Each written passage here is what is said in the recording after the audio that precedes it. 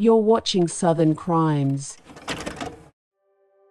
The outdoors are supposed to be a sanctuary, a boundary line where the noise of modern life fades, replaced by the quiet rhythm of nature. Across the southern U.S. and into the vast American Sunbelt, millions of acres of protected land promise this exact escape. From the lush subtropical canopy of Florida's Ocala National Forest to the historic ridges of the 2,200-mile Appalachian Trail, down to the sun-baked slopes of the Tonto National Forest in Arizona, these landscapes offer some of the most breathtaking terrain on Earth. But beauty in the backcountry can be deceptive. The very attributes that draw us to the wilderness, the isolation, the vast distances, the complete absence of civilization, are the exact conditions that make it so dangerous. In the deep woods, a single wrong turn can render you invisible. Out here, help is hours, sometimes days away, and voices are easily swallowed by miles of dense forest. Most people return from the trail refreshed, but some cross paths with the unique brand of malice that hides just beyond the tree line. In this episode of Southern Crimes, we examined 5 deeply disturbing cases of violence at campgrounds and hiking trails. Dark, cautionary tales that will fundamentally change the way you look at the tree line the next time you pitch a tent in the dark. This is Southern Crimes.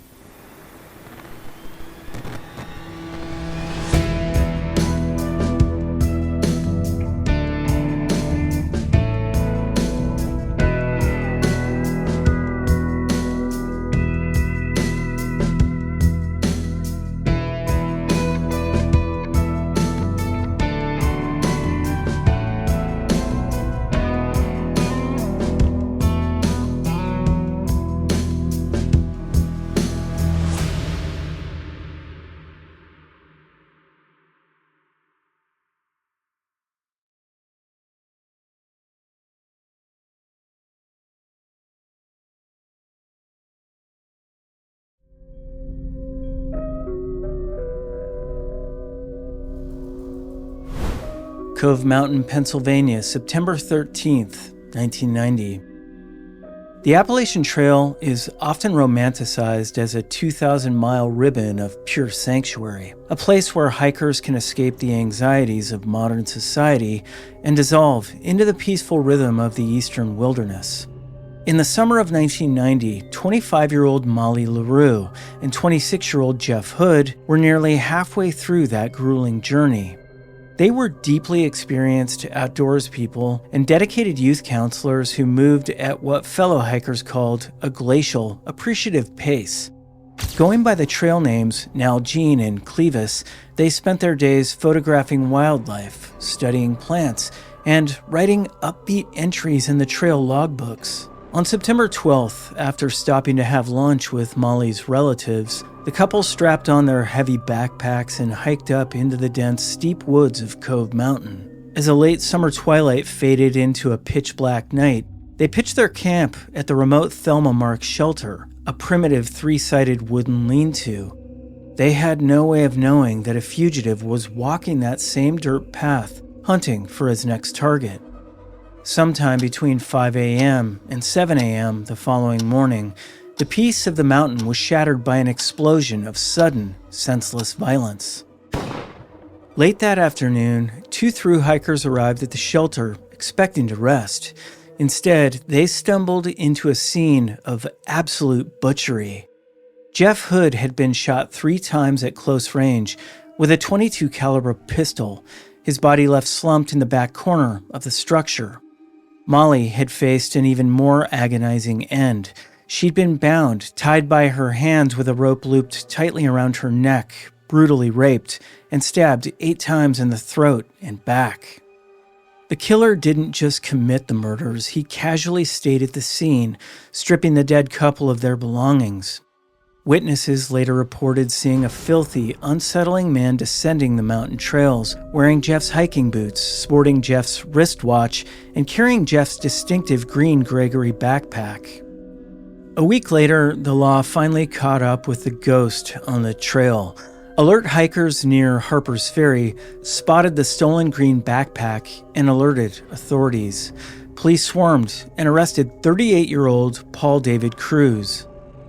Cruz was a violent wanderer who was already a wanted fugitive for a gruesome 1986 homicide in Florida where a woman had been found nearly decapitated. 2 days before the Appalachian Trail murders, an official with the Trail Conservancy had encountered Cruz. She later recalled being overwhelmed by what she described as a tremendous dread and an evil aura emanating from him, a gut feeling she deeply regretted not acting on. Cruz was convicted of first-degree murder. Though initially sentenced to death, his sentence was later commuted to consecutive life terms, and he ultimately died behind bars in 2022. The tragedy at the Thelma Mark shelter became a dark watershed moment for the outdoor community, permanently shattering the loss of innocence for the Appalachian Trail. The conventional wisdom that the wilderness was a safe haven from urban malice was gone forever. Hikers began packing pepper spray, carrying firearms, and traveling with guard dogs. The psychological stain on the mountain was so profound that in October 2000, volunteers dismantled the old wooden lean-to and burned the logs to ash in what locals described as a physical exorcism of the site, letting the forest reclaim the bloody footprint. Yet, out of the darkness, a remarkable legacy survived. At a sentencing hearing years later, Molly's father publicly offered forgiveness to the killer, urging him to use his time in prison to help other troubled souls.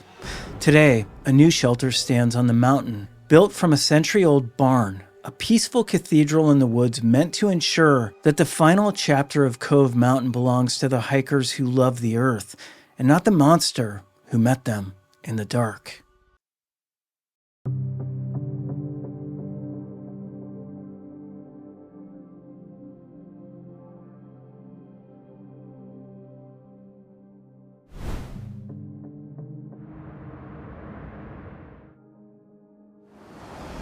Ocala National Forest, Florida, January 3rd, 2006.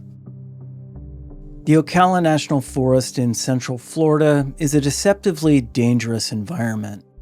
Beneath its sun-drenched canopy of sand pines and saw palmettos lies the Juniper Prairie Wilderness, a massive roadless expanse accessible only by foot. Deep within this wilderness sits Hidden Pond, a remote oasis surrounded by white sand and crystal-clear spring water. It was the absolute favorite camping spot for 26-year-old John Parker. John was a tough, disciplined Marine Corps veteran who'd served 2 grueling tours in Afghanistan as a helicopter mechanic. Now, a father to an 8-year-old daughter, he was studying environmental science, hoping to build a quiet career in forestry. On January 3rd, he drove into the forest for a quick one-night camping trip. Along for the ride was his friend, 26-year-old Amber Peck. Originally from Michigan, Amber was a passionate zoology student who just won a prestigious grant to study in Australia. This trip to Hidden Pond was her very first time ever camping overnight in the wilderness. They expected a night of total isolation under the stars. They had no idea that a heavily armed 19-year-old was hunting the exact same trails, looking for a human being to kill. When the couple failed to return the next day, Amber's father, David Peck, grew frantic. Refusing to wait for a bureaucratic police response, David and his son-in-law drove into the Ocala forest to launch a private search. Near a dirt logging road, they found Amber's abandoned SUV.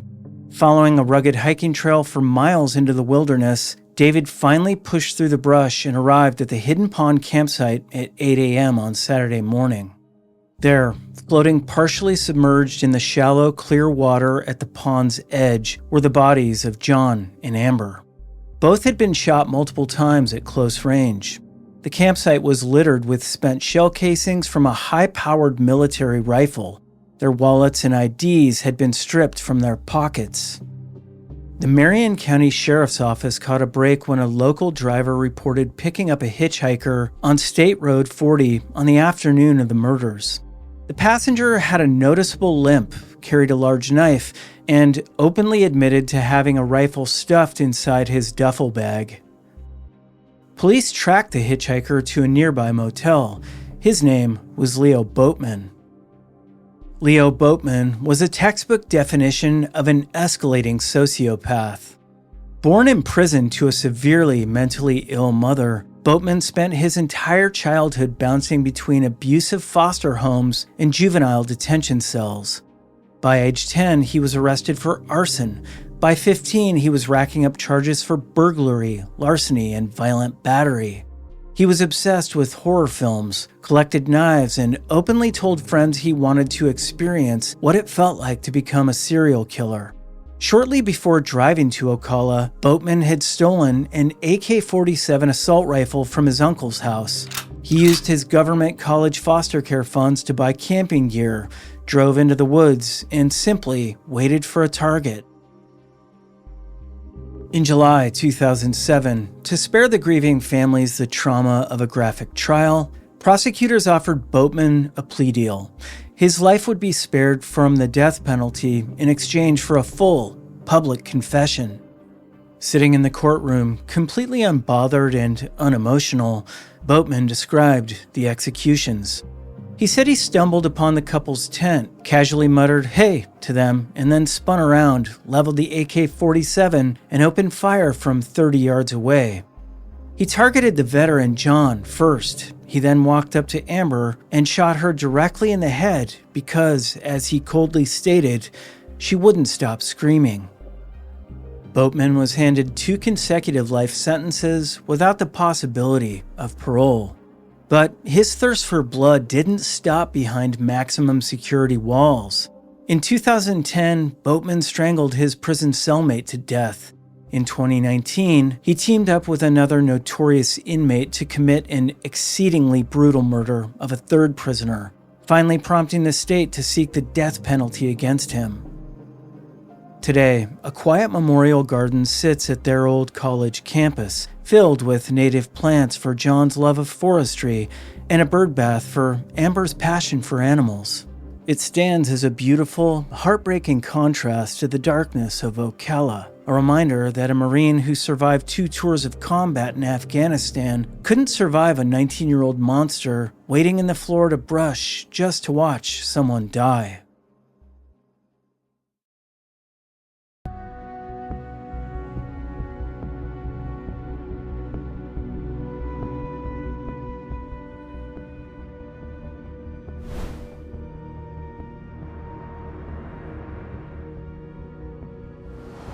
The Blue Ridge Parkway, North Carolina, July 24th, 2018.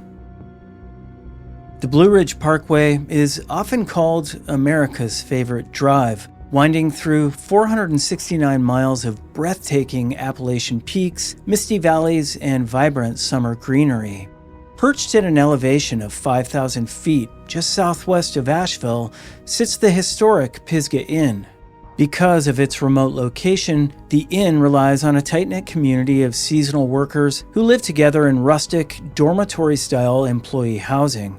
To 29-year-old Sara Ellis, this beautiful mountain retreat felt like absolute sanctuary. Sara was a resident of Seminole, Florida, who'd traveled to North Carolina for the summer to work as a pantry cook. She was a deeply devout Christian, known for her kind, trusting nature and a hilariously witty personality. She and her twin sister had been born with a progressive birth defect that left them nearly deaf by adulthood. But instead of letting her disability break her, Sara pivoted from her dream of broadcast journalism to focus on the culinary arts. She felt completely safe at the isolated inn, surrounded by people she considered her friends and colleagues. On the afternoon of July 24th, Sara clocked out of her shift at 4 p.m. She went for a casual walk into the woods with a 20-year-old coworker named Derek Sean Pendergraft. She never walked back out. At 7 p.m. that evening, a frantic Pendergraft burst into the owner's office at the Pisgah Inn. He reported that Sara had vanished.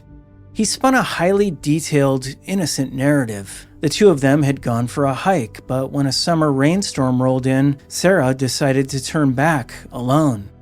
Pendergraft claimed that on his own walk back down the trail, he discovered her umbrella and hat lying on the ground, but she was nowhere to be found. National Park Service rangers, local sheriff's deputies, and search and rescue teams immediately swarmed the rugged mountain terrain. At 10:30 p.m., their flashlights caught something horrifying down a steep, narrow slope. Sara's body was found tossed over an embankment near the employee dormitories. Because the murder occurred on National Park Service land, the FBI and the North Carolina State Bureau of Investigation immediately seized jurisdiction. The initial forensic sweep of the scene revealed that Sara was partially nude, indicating a brutal sexual assault. Her cause of death was determined to be manual strangulation and severe blunt force trauma. The investigation was moving rapidly, but it didn't need to go far. The very next evening, Pendergraft walked back into the general manager's office and collapsed under the weight of his own guilt. He confessed to the killing. During an official interrogation with FBI agents, Pendergraft waived his right to an attorney and laid out a chilling, manipulative defense. He claimed that during their walk, he suddenly blacked out entirely. He told agents that when he finally regained consciousness, he was horrified to find Sara dead right in front of him. But federal prosecutors completely rejected the blackout theory. Instead, they painted a picture of a calculated, premeditated predator who used his position as a trusted coworker to isolate a vulnerable, hearing-impaired woman in the deep woods. In December 2018, a federal grand jury escalated the charges to first-degree murder and aggravated sexual abuse, resulting in death. To avoid the death penalty, Pendergraft pleaded guilty to all charges. In February 2020, U.S. District Judge Martin Riedinger handed the 22-year-old 3 consecutive life sentences without the possibility of parole. The judge called the file one of the saddest of his career. Sara's family remains broken by the realization that her inherent kindness and desire to help a troubled, lonely colleague were the exact traits that her killer weaponized against her. Following the tragedy, the Pisgah Inn hired round-the-clock nighttime security guards to protect their seasonal staff. Sara Ellis's name remains a somber anomaly in the history of the Blue Ridge Parkway, a reminder that even 5,000 feet up in the peaceful mountain air, the greatest danger in the wilderness isn't the steep cliffs or the sudden summer storms, but the person walking right beside you on the trail.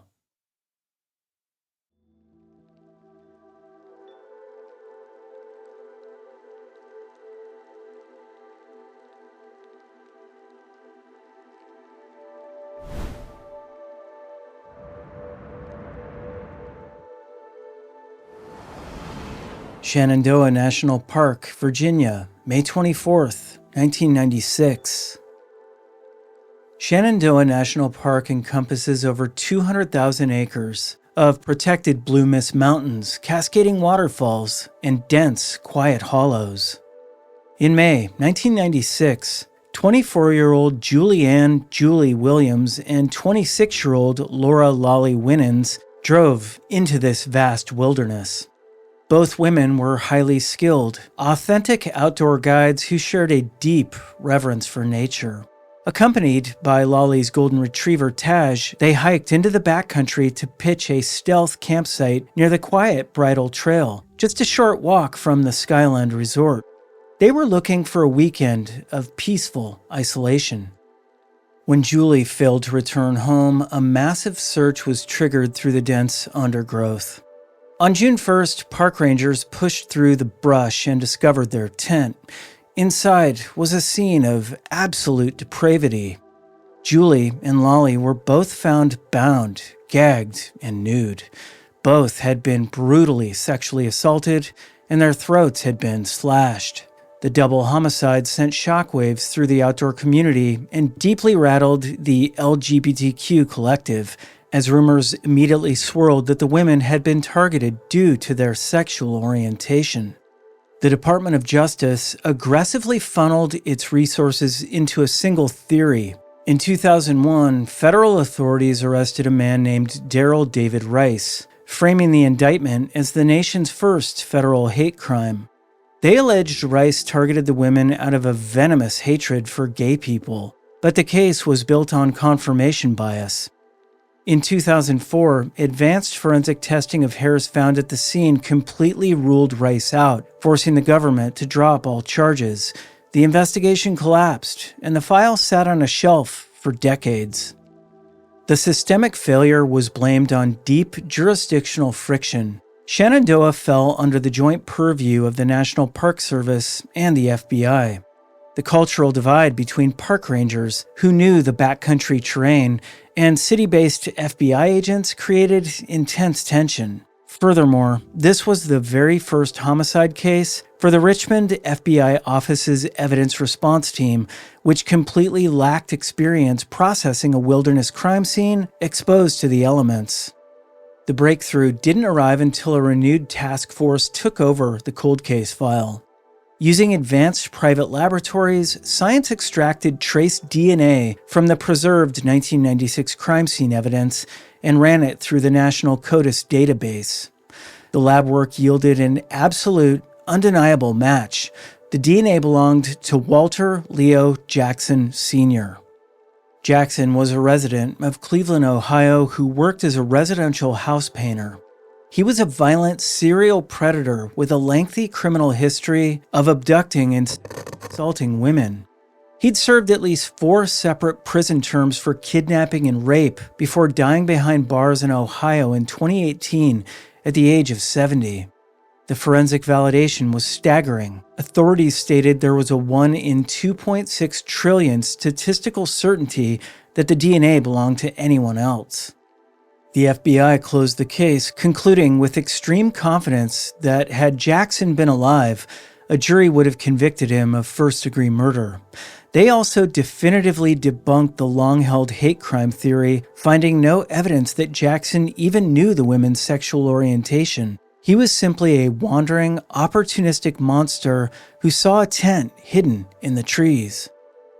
While the resolution brings a heavy delayed closure, it simply cannot erase the 28 years of agonizing silence endured by the families. Walter Jackson Sr. lived in a prison cell for decades while an innocent man was wrongfully accused and a mountain remains stained by fear. Today, federal authorities are mapping Jackson's historical travel routes, desperately trying to determine how many other quiet backcountry campsites he visited before he left Julie and Lolly dead in the Virginia woods.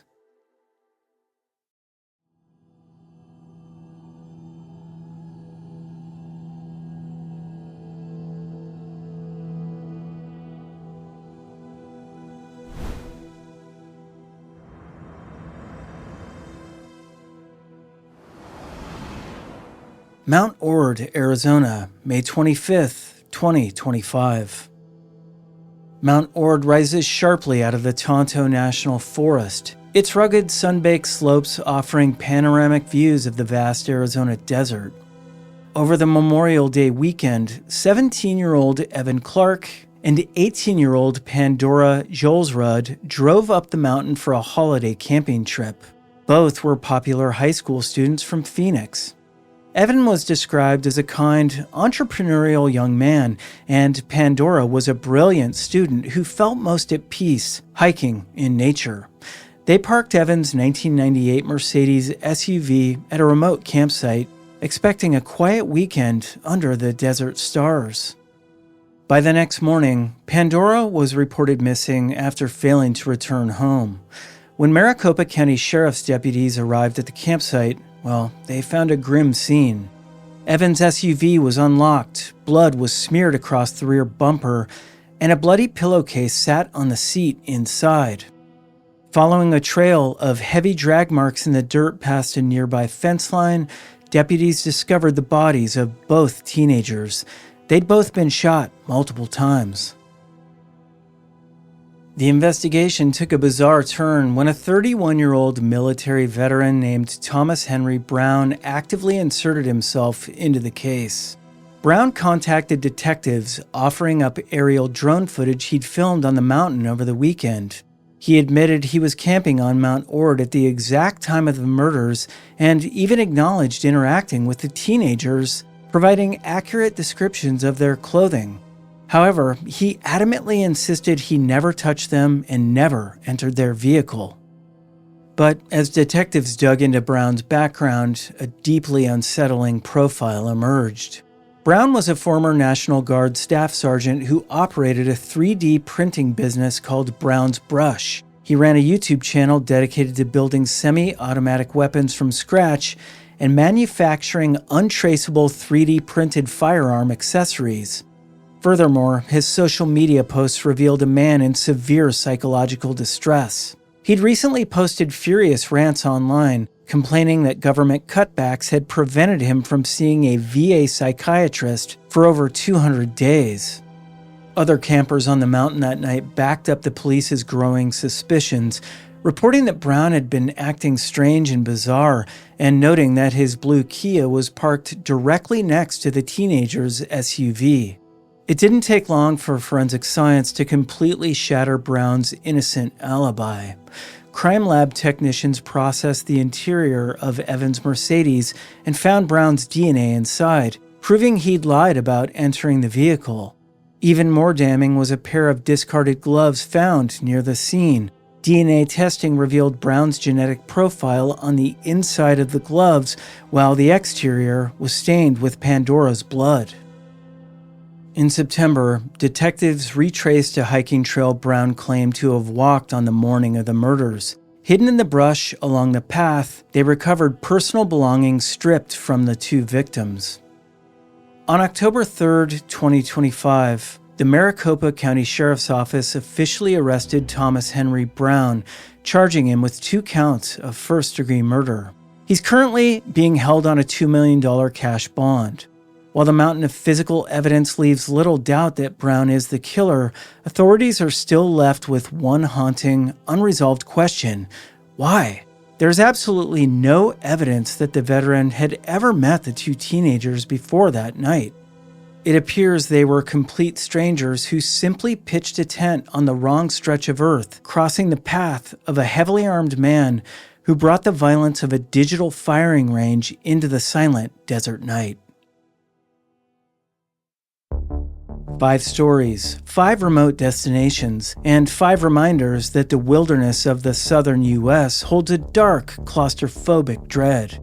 From the blood-stained shelters of the Appalachian Trail to the sun-baked slopes of Mount Ord, the tree canopy conceals a multitude of dark stories. We can profile the drifters, study the ballistics of untraceable weapons, and analyze the lingering DNA, but the terrain offers no absolute safety. As the heavy humidity settles over the Pine Barrens tonight, you have to wonder, is the forest truly a sanctuary, or is it just a place where the shadows wait for the fire to go out?